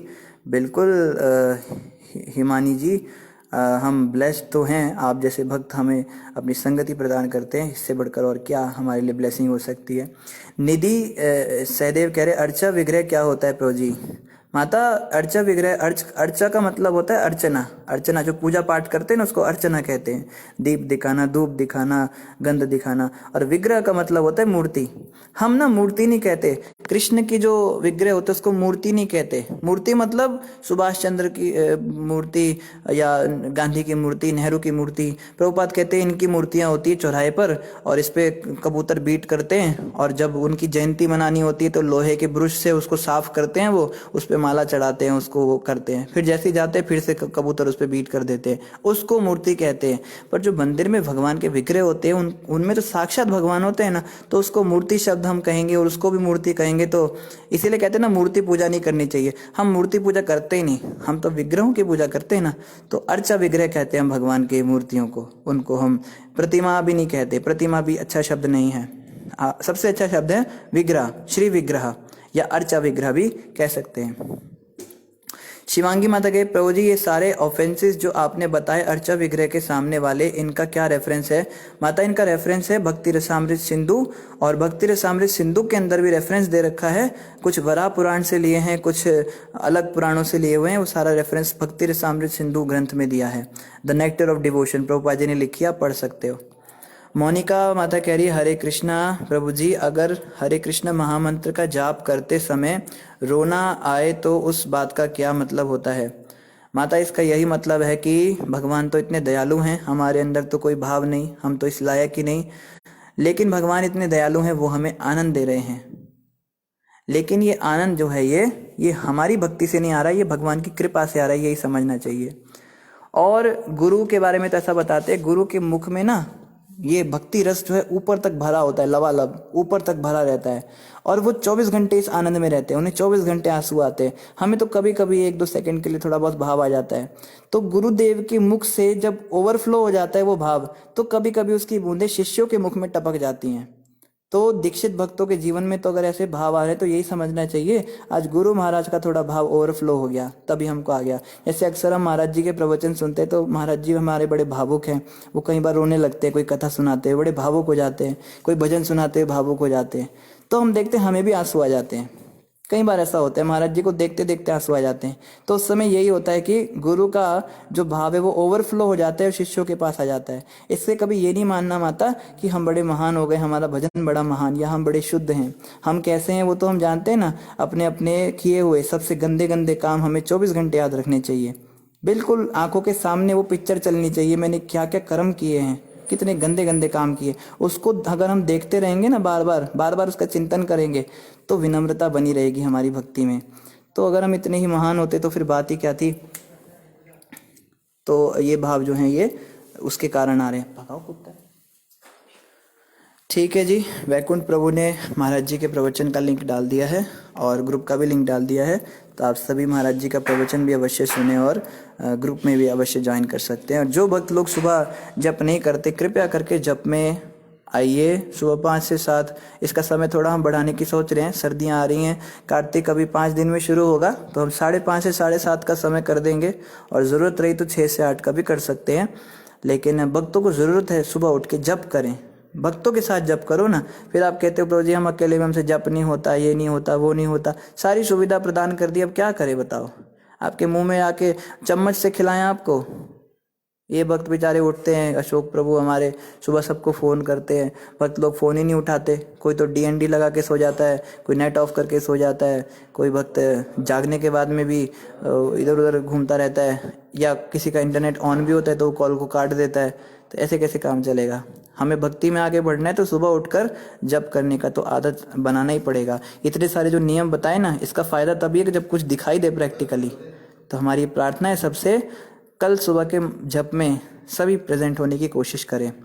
एक कॉल में 8 लोग मैक्सिमम अलाउड होते हैं व्हाट्सएप में, और 2 कॉल ऐसी होती है, एक माताओं की होती है, एक प्रभु लोगों की होती हैं। तो ले देकर 16 भक्त पूरे टोटल जप करें तो 2 कॉल फुल होती हैं। इतना भी नहीं हो पा रहा है तो क्या फ़ायदा? व्यर्थ है हमारा इतना कथा और प्रवचन झाड़ना आप लोगों को। इससे साफ पता लगता है किसी के जीवन पे कोई परिवर्तन ही नहीं आ रहा है, तो फिर कथा ही बंद करनी पड़ेगी हमको। क्या करेंगे? क्या फ़ायदा ऐसे समय बर्बाद करने का? आपका भी समय बर्बाद होता है, हमारा भी समय बर्बाद होता है। तो ये जो है ये बड़ा डिस्करेजिंग होता है हमारे लिए। भक्त लोग उठते नहीं है सुबह, जप नहीं करते हैं, कोई कारण है तो बताओ, समाधान करेंगे, शाम को जप कराएंगे। तो ये क्या करते ही नहीं है, माला ही नहीं करते हैं, तो ऐसे बस खाली मनोरंजन के लिए कथा सुनना है, इसके लिए तो बहुत सारे मिलेंगे, घुंघराले वालों वाले भी मिल जाएंगे, टीवी पे इतने मिल जाएंगे, हम क्यों अलग से अपना वो करें, इतने सारे यूट्यूब पे भरे हुए हैं, आप सुनिए उनको। तो भैया हमें बड़ा बुरा लगता है कि देखो कोई फ़ायदा ही नहीं हो रहा इन सब चीज़ों का। तो कृपया करके आप सभी भक्त जप में आया कीजिए। राहुल भगत कह रहे हैं pure devotees have spray like और fountain like tears when in ecstasy. हाँ राहुल जी, ऐसा भी हमने सुना है। गोलोक धाम में जब किसी के आंसू निकलते हैं भगवान के धाम में, तो वो ऐसे नहीं निकलते जैसे हमारे निकलते हैं, वो पिचकारी की तरह निकलते हैं, पिचकारी की तरह आगे होकर निकलते हैं, ऐसे आंसू निकलते हैं। अब वो कैसे होते होंगे तो ये तो हम तो जानते नहीं, पर ऐसा बताया गया है। मोनिका माता कह रही है राइट प्रभु जी, तो मोनिका माता जप में भी आना है आपको कल। राहुल भगत प्रभु कह रहे व्हाट इज़ योर नंबर प्रभु। राहुल जी चैट ये जो अभी लिंक आया है ग्रुप का, इस ग्रुप लिंक को आप ज्वाइन करेंगे तो उसमें हमारा एडमिन हम है, उसमें नंबर आपको पता लग जाएगा, वो एडमिन से आप नंबर ले लीजिएगा। फिर भी आप चाहे तो पर्सनल मैसेज कर सकते हैं, हम आपको पर्सनल भी अपना नंबर बता देंगे। एकता माता कह रही है प्रभु जी आजकल गुरु महाराज जी का लेक्चर सुनना होता है। तो एकता माता महाराज जी का लेक्चर आगे पीछे भी सुना जा सकता है अगर हो सके, क्योंकि वो हो जाता है ना, रिकॉर्ड हो जाता है। बाकी अगर फिर भी आपको लाइव सुनना है तो वो केवल 1 घंटे का होता है और जब का सेशन 2 घंटे का होता है। तो अगर आप 1 घंटे महाराज का प्रवचन सुनते भी हो तो भी 1 घंटा बचता है जब करने के लिए, तो आप 1 घंटे में आओ, है ना, ऐसा कर सकते हैं। और 1 घंटा शाम को कर लो, शाम का समय आप सब माताएं फिक्स कर लो अपना, उस समय बैठ के जब कर लो सब मिलकर। मतलब भक्ति साथ में जितना हो सके संग में रहकर भक्ति करनी है, ऐसे अकेले अकेले नहीं करनी है। ठीक है मोनिका माता, आप हंस रहे हो तो हम यही सोचते हैं आप सुबह मंगल आरती में आओगे, मंगल आरती में तो खैर नहीं आ पाओगे, जब में आओगे सुबह 5 बजे आपको कविता माता फ़ोन करेंगी। हरे कृष्णा। इन्हीं शब्दों के साथ आप सभी का धन्यवाद। ग्रंथराज श्रीमद् भागवत महापुराण की जय, जगत गुरु शिला प्रभुपाद की जय, गौर भक्त वृंद की जय। हरे कृष्णा। राहुल भगत जी आखिरी प्रश्न ले रहे हैं आपका, कह रहे who is your Gurudev please. Rahul ji हमारे गुरुदेव का नाम है परम पूज्य नवयोगेंद्र स्वामी जी महाराज। ये शिला प्रभुपाद जी के दीक्षित शिष्य हैं और प्रभुपाद जी के बहुत ही निकट रहे हैं और उनके पर्सनल सेवक भी कई बार रहे हैं। तो ये अभी फ़िलहाल उधमपुर में है महाराज जी, और इनका आश्रम उधमपुर में हेड सेंटर है जम्मू कश्मीर के अंदर उधमपुर प्रांत में, और महाराज जी रहने वाले भी जम्मू कश्मीर के हैं। ये जन्म से ही ब्राह्मण परिवार में जन्मे हैं और कर्मों से भी ब्राह्मण रहे हैं। बचपन से इन्होंने कभी भी 4 नियम तोड़े ही नहीं। इन्होंने जन्म से ये प्याज लहसुन नहीं खाते थे, इनके घर में सब प्याज लहसुन खाते थे पर ये नहीं खाते थे, इनकी माँ अलग से बनाती थी, इनको किसी ने सिखाया नहीं था। और 7 साल की उम्र 9 साल की उम्र में घर छोड़कर भाग गए थे। ध्रुव महाराज की एक फिल्म आई थी, वो देखकर ये घर ही छोड़कर भाग गए थे। तो इनको फिर वापस इनके परिवार के लोग लाए और इनको समझाया भाई तुम जो है अभी से क्यों घर छोड़कर भाग गए, अभी तुम्हारी उम्र थोड़ी है भक्ति की। तो जब थोड़े बड़े हुए 16 साल की उम्र में फिर से घर छोड़कर भाग गए, फिर वृंदावन चले गए थे, फिर वहाँ से भी इनको आना पड़ा। फिर फाइनली ये जब तीसरी बार घर छोड़कर गए तो प्रभुपाद जी से मिल गए। फिर प्रभुपाद जी से मिलते ही इनकी पहली और दूसरी दीक्षा एक साथ ही हो गई, ब्राह्मण दीक्षा हरिनाम दीक्षा एक साथ ही हो गई, और 1 साल के अंदर अंदर संन्यास दीक्षा भी हो गई। 27 साल की उम्र में ही गुरुजी ने संन्यास ले लिया और बहुत देश विदेश में प्रचार किया।